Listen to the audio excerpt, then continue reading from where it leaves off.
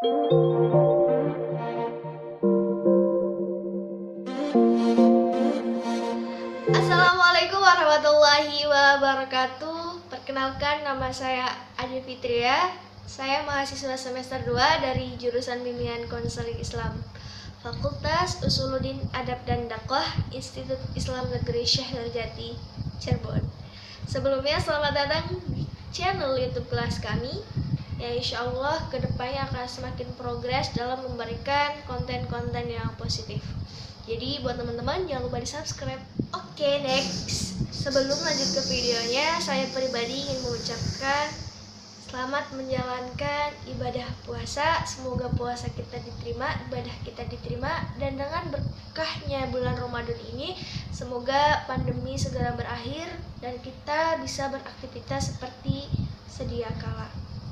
Dan tetap jangan lupa jaga kesehatan, jaga kebersihan. Semoga kita selalu dilindungi oleh Allah Subhanahu wa Ta'ala. Nah, tujuan dari pembuatan video ini sendiri adalah untuk memenuhi tugas mata kuliah Pendidikan Kewarganegaraan yang diampu oleh Ibu Rizla Adiba MPD.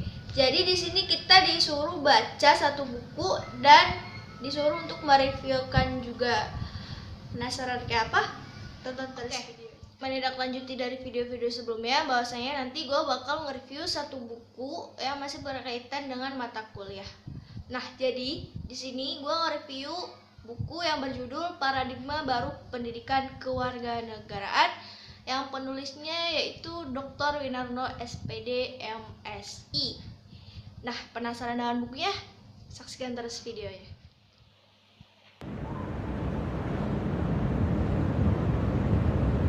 You get to hear me now.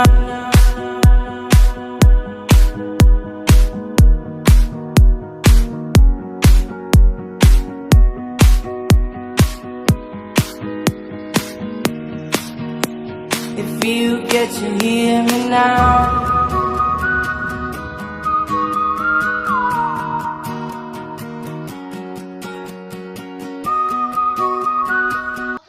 Segera review isi buku ini, tapi sebelum kita review isinya, gue bakal memperkenalkan dulu tentang beberapa hal. Jadi buku ini adalah buku edisi keempat dari edisi sebelumnya yang dikeluarkan pertama kali pada 2006. Dan dalam edisi keempat sendiri ada beberapa perubahan, penambahan, dan Oke, maaf teman-teman, tadi kekat sebentar soalnya ada azan asar. Lanjut. Jadi di dalam buku ini itu ada beberapa perubahan penting pada bab 1, 5, dan 6. Dan untuk materi-materi selanjutnya juga ada beberapa perubahan, revisi, penambahan yang disesuaikan karena mengikuti perkembangan keilmuan dan informasi pengetahuan. Oke, dan teman-teman bisa dapetin buku ini di Gramedia terdekat atau dengan belanja online. Selanjutnya kita berada di tahap review buku. Jadi di sini gue bakal ngasih tahu 6 hal menarik di dalam buku ini. Yang pertama yaitu dari segi sampul atau cover. Menurut gue dari edisi sebelumnya 1, 2, dan 3, keempat ini yang paling menurut gue milenial banget, sedap dipandang dan bener-bener enak aja gitu. Dan nilai plusnya juga, buku ini di belakangnya itu ada keterangan materi per babnya. Jadi teman-teman gak usah bingung nih, gak usah menduga-duga juga. Kadang kan kalau iya di kayak Gramedia, di toko buku, kadang jarang ada example buku yang kita bisa baca dulu dan kita baru tahu isi dalamnya kayak apa. Jadi dengan adanya ini menurut gua sangat membantu banget dengan adanya keterangan ini. Oke, next. Yang kedua, hal menarik kedua yaitu dari penulisnya. Jadi beliau ini adalah salah satu dosen di FKIP UNC Surakarta dan beliau juga aktif dalam menulis beberapa buku ajar seperti salah satunya buku yang saya review ini. Dan beliau juga pernah mengikuti pelatihan nasional pendidikan Pancasila, pelatihan nasional pendidikan kewarganegaraan, dan civic education. Dari riwayat pendidikan yang saya baca, menurut saya beliau ini adalah orang-orang yang mendalami dan berkomitmen dalam bidangnya. Yang ketiga, dalam buku Paradigma Baru Pendidikan Kewarganegaraan sendiri mempunyai 8 bab yang tadi di awal udah dijelasin. Dan di dalam buku ini diawali dengan hakikat pendidikan kewarganegaraan dan diakhiri oleh ketahanan nasional. Di sini gue nggak bakal jelasin dari bab awal sampai akhir, enggak, tapi nanti gue bakal jelasin poin-poinnya aja. Dan mungkin teman-teman udah pada ngerti tentang pengertian, fungsi, serta tujuan dari pendidikan kewarganegaraan sendiri. Nah, di sini gue bakal sedikit mengaplikasikan apa yang gue baca dan gue mau sampaikan gitu. Jadi, hakikat pendidikan kewarganegaraan. Apa sih gitu pengertian pendidikan kewarganegaraan? Apa sih tujuan dan fungsinya gitu? Dan kenapa selalu ada dalam artian dari kita SD, SMP, SMA, bahkan kuliah, pendidikan kewarganegaraan itu pasti ada gitu. Nah, di sini gue bakal jelasin tentang makna pendidikan kewarganegaraan, fungsi serta tujuannya.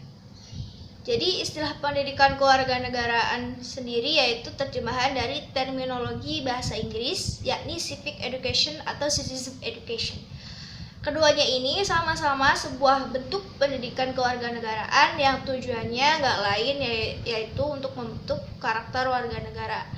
Dan pembeda antara keduanya yaitu kalau civic education itu kita bisa dapat lewat jalur pendidikan atau sekolah. Jadi jangan heran gitu kenapa dari SD, SMP, SMA bahkan kuliah kita masih mempelajarinya. Kalau citizen education sendiri sama-sama sebuah pendidikan untuk membentuk karakter warga negara. Tapi hal tersebut bisa didapatkan dengan berbagai jalur dan lembaga seperti masyarakat, komunitas, keluarga, dan media lain sebagainya. Tujuan dari pendidikan kewarganegaraan sendiri yaitu bisa dilihat dari dua aspek. Yang pertama yaitu dari tujuan umum dan tujuan utama. Tujuan umum dari pendidikan kewarganegaraan sendiri yaitu untuk menciptakan warga negara yang baik. Sedangkan kalau tujuan utama dari pendidikan kewarganegaraan sendiri yaitu untuk mewarganegarakan warga negara di negara tersebut. Misalnya, Amerika Serikat sebagai pelopor pendidikan kewarganegaraan mengenalkan pelajaran civic pada tahun 1790 dalam rangka mengamerikakan bangsa Amerika. Nah, kenapa Amerika perlu mewarganegarakan bangsanya?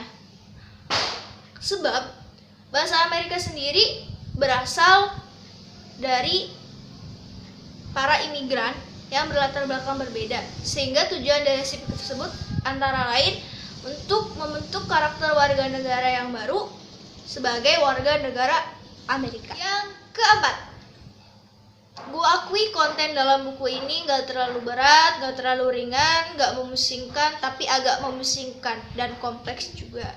Itu buat gue orang-orang yang emang males dan mager aja buat baca gitu. Jadi gue saranin buat teman-teman kalau iya ada tugas sama kayak gue gitu, suruh review buku, suruh baca buku, teman-teman harus bisa sebisa mungkin memanage waktunya biar nggak keteteran. Yang kelima, buku ini cocok banget terkhususkan bagi mahasiswa yang ambil prodi kayak hukum tata negara.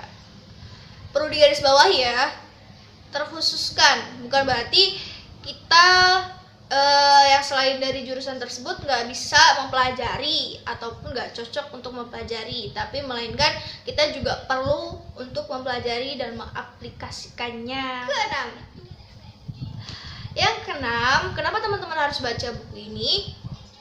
Emang karena di awal tujuan pendidikan kewarganegaraan sendiri adalah untuk membentuk warga negara yang baik, maka kita sebagai warga negara yang baik harus ikut serta dalam tujuan tersebut. Ya, segitu aja dari gua.